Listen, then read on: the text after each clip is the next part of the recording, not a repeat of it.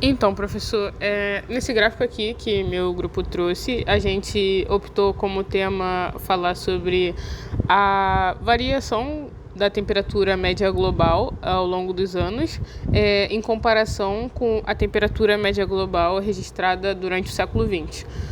A gente optou por pegar dos anos de 2012 até 2023 e a gente agora vai falar um pouquinho, melhor, eu agora vou falar um pouquinho mais sobre como meu grupo trabalhou com isso, né? No início ali do código para criar essa progressão, a gente importou algumas variações do Python, porque eles ajudariam na criação de gráficos.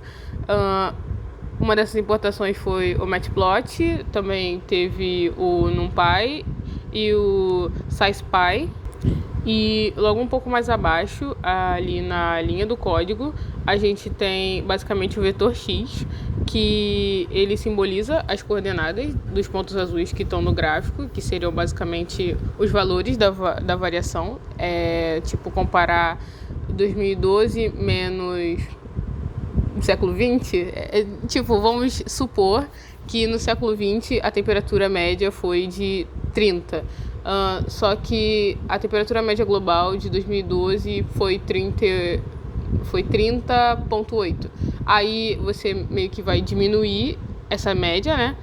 E ali no gráfico a gente obteve o valor de 0,8. Foi mais ou menos esse o raciocínio. No caso, isso foi só um exemplo para explicar mais ou menos como é que funciona o x ali no gráfico. Logo um pouco mais abaixo, a gente utilizou do índice para poder calcular a variação da progressão do gráfico. E nas linhas mais abaixo, a gente utilizou de alguns comandos, basicamente como o slope, que dá a inclinação da linha, o intercept, que dá o ponto do eixo y, o valor r, que ali no código está representado apenas como r, que dá basicamente o coeficiente da correlação, o valor p, que foi utilizado para o teste das hipóteses, o std underline RR, que é um nome horrível, diga-se de passagem, que foi basicamente utilizado para calcular o erro padrão.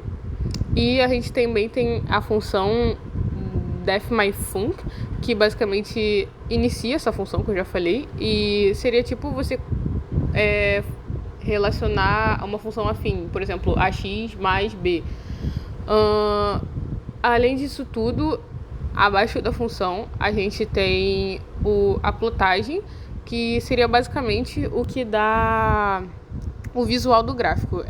Por exemplo, na HTML a gente utiliza do CSS. Aí a plotagem aqui seria basicamente isso que dá a cara do gráfico, forma ali o visual e etc.